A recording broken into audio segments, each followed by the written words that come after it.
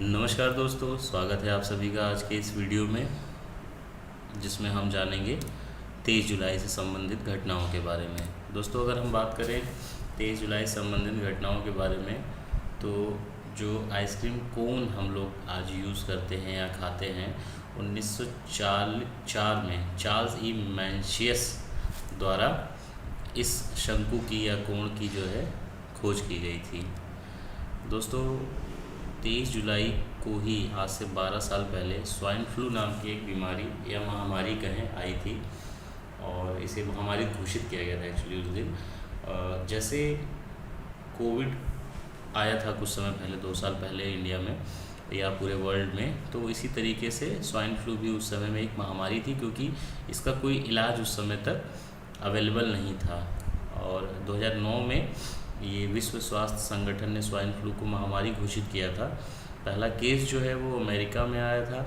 1 महीने में दुनिया भर के 70 देशों में ये वायरस फैल गया था। स्वाइन फ्लू से 1 साल में 1.5 लाख लोगों की जान गई थी। और हालांकि जब इसका इलाज जो है वो मिल गया, अब ये सीजनल फ्लू की कैटेगरी में आ गया है। यहाँ दोस्तों बताते चलें कि जब किसी ऐसी वायरस का इलाज नहीं होता है तो उसे महामारी कैटेगरी में डाला जाता है, और जैसे ही उसका इलाज हमें मिल जाता है तो उसे फिर सीजनल फ्लू की कैटेगरी में रख दिया जाता है। दोस्तों, 23 जुलाई 1927 को ही तत्कालीन वायसराय लॉर्ड इरविन ने बॉम्बे प्रसारण केंद्र की शुरुआत की थी, ऑल इंडिया रेडियो जो है। और आज़ादी के पहले भारत में 9 रेडियो स्टेशन थे। विभाजन के बाद 3 पाकिस्तान में चले गए थे। और आज भारत की 99% आबादी जो है वो ऑल इंडिया रेडियो की पहुंच में है, और 100 से ज़्यादा देशों में इसका प्रसारण होता है। दोस्तों, चंद्रशेखर आज़ाद के नाम से आप सभी वाकिफ़ होंगे, और 23 जुलाई 1906 में इनका जन्म जो है वो मध्य प्रदेश के झाबुआ ज़िले में हुआ था।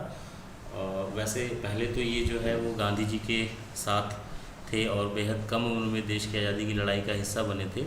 लेकिन जब 1922 में चौरी चौरा की घटना के बाद गांधी जी ने अपना आंदोलन वापस ले लिया, तो चंद्रशेखर आज़ाद जो है वो कांग्रेस से हट के राम प्रसाद बिस्मिल, शशिचंद्र सान्याल और योगेश चंद्र चैटर्जी द्वारा संगठित एक पार्टी थी जिसका नाम था हिंदू रिपब्लिकन एसोसिएशन। 1924 में ये उससे जुड़ गए, और देश की आज़ादी में इनका बहुत बड़ा योगदान रहा है, हम सभी ने पढ़ा है।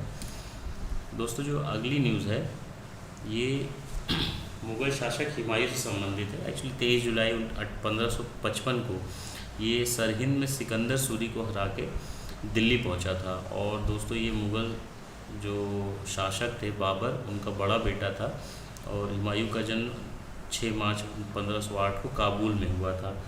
बताते चलें दोस्तों कि इसने एक लंबे समय तक जो है वो भारत पे राज किया था, और बाबर के इंडिया आने के कुछ समय बाद ही जो है ये शासक बन गया था। और जब वो भारत की गद्दी पे बैठा तो उसकी उम्र जो है वो मात्र 27 साल ही थी।